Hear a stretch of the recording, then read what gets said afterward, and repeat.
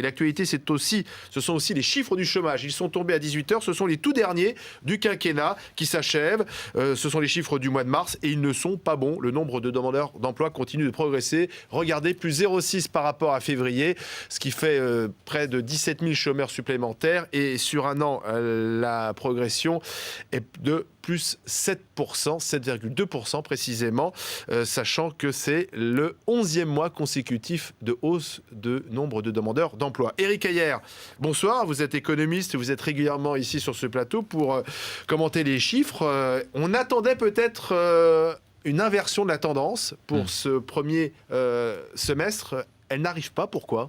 Elle n'arrive pas. Nous, on ne l'attendait pas, en tout cas à l'OFCE, parce que. Certains responsables politiques l'avaient plus ou moins annoncé. Mais vous savez, il n'y a pas de secret. Quand il n'y a pas de croissance économique, vous n'avez pas de création d'emplois. Et la France se distingue des autres pays, notamment de l'Allemagne, parce que la population active est dynamique. C'est-à-dire que vous avez plus de jeunes qui entrent sur le marché du travail. Vous avez à peu près 800 000.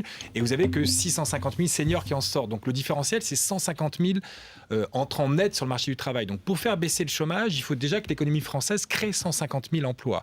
Et pour créer 150 000 emplois, il faut à peu près 1,7% de croissance de l'économie française. Donc vous voyez qu'avec les perspectives du gouvernement qui sont les plus favorables, vous n'avez que 0,7 de croissance économique. Donc vous êtes très loin de ce 1,7. Donc vous allez avoir des destructions d'emplois.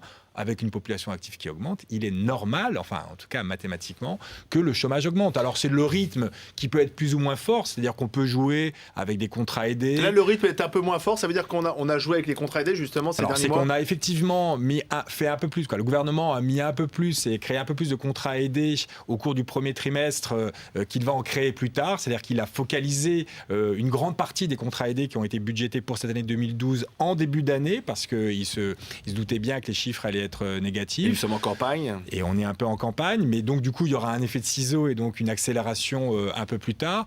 Bon, de temps en temps, il y a des bonnes nouvelles aussi sur la population active, c'est-à-dire mais des bonnes nouvelles toutes relatives, c'est-à-dire que vous avez des chômeurs qui sont un peu découragés, donc qui arrêtent de s'inscrire, mais là c'est pas vraiment le cas. Non. Et donc du coup, il n'y a pas de secret, le chômage. Parce que dans toutes les catégories, les nouvelles sont mauvaises. Alors donc les chômeurs en catégorie A, c'est-à-dire c'est vraiment ceux qui n'ont pas du tout travaillé pendant le mois. Bon, c'est en hausse de 0,6, on l'a dit. Les chômeurs des autres catégories, ceux qui ont un peu travaillé, eh bien là aussi ça augmente, plus 0,7, ça fait 30 000 chômeurs. Et puis alors quand on détaille, ça augmente pour les hommes, pour les femmes, pour tout le monde, pour les moins de 25 ans et pour les plus et pour les seniors. Et c'est même assez important pour les seniors puisque c'est plus 1,1%. Et alors là pour les plus de 50 ans, c'est vrai que l'avenir est bouché là. L'avenir est bouché. Alors on a envie de dire que donc toutes les catégories sont touchées. Il n'y a pas vraiment une catégorie qui s'en sort mieux, mais il y a une catégorie qui est très préoccupante, c'est les chômeurs de longue durée.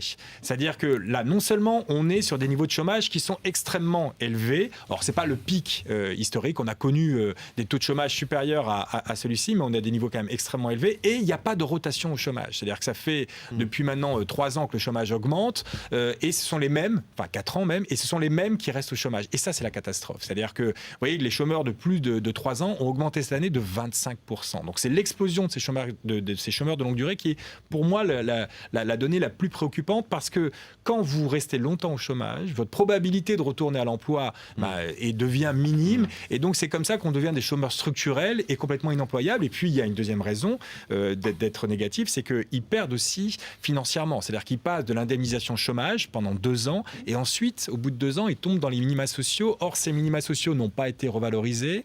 Et donc, on sait que quand on est au RSA socle, on est en dessous du seuil de pauvreté, et largement en dessous du seuil de pauvreté. Donc ça crée des situations de précarité. Et ça crée des situations de précarité. Sociale. On a fait, nous, une étude pour l'ONPES, qui est l'Observatoire national de la pauvreté et de l'exclusion sociale, qui indiquait que pour 100 chômeurs au cours de cette crise de 2008, en 2012, donc maintenant, il y aurait 43 pauvres supplémentaires. Donc on voit que l'explosion de la pauvreté, c'est pour maintenant, et ça passe par ces chômeurs de longue durée. Un dernier mot, certains candidats comme François Hollande annoncent quand même peut-être sur l'année 2012 une inversion de la tendance.